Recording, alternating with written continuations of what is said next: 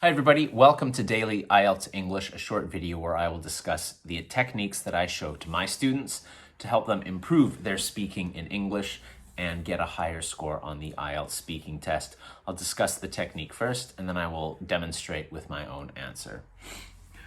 Today we're looking at a very interesting question. How has education changed in your country in the last 10 years? There's a tricky question. Off the top of my head, that's tough. So, simple technique is just to think about my own experience. And so, whether you are 19 and you've just finished high school and you're taking the IELTS test to move to Canada or Australia, or if you're older and you're now planning to do a master's degree, this technique is going to help you organize your ideas. Remember, you don't have to have a perfect answer. You just have to be able to talk about this question.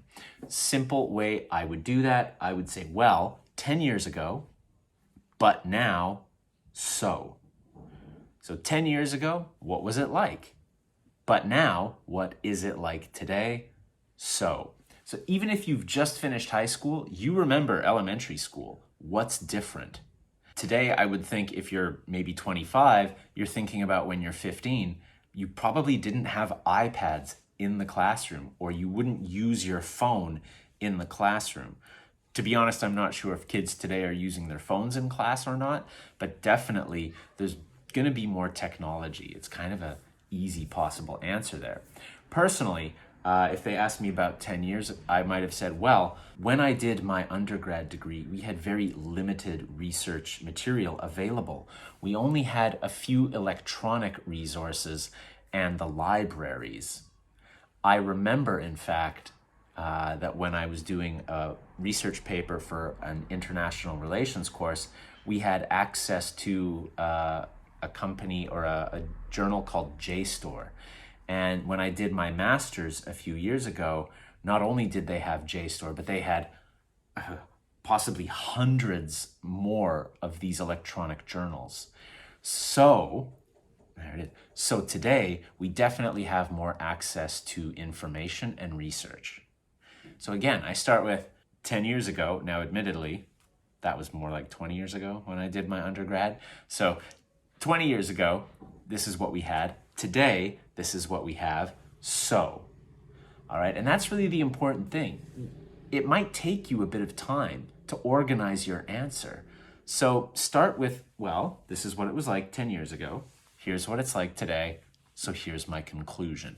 That's the beauty of the word so in the speaking test. This is my conclusion.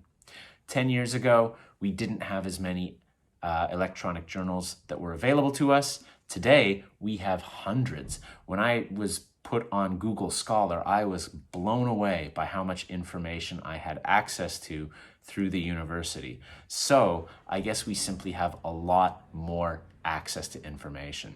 Another possible answer might be, well, 10 years ago, we were starting to use resources like YouTube and Netflix and social media in class.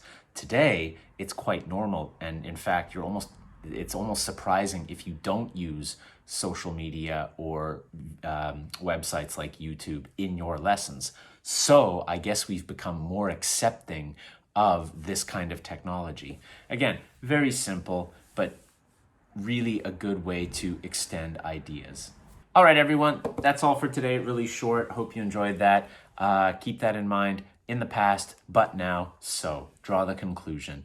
Thank you very much. Remember, language is a habit, so practice till you get it right, and then keep going till you can't get it wrong, and I'll see you again soon.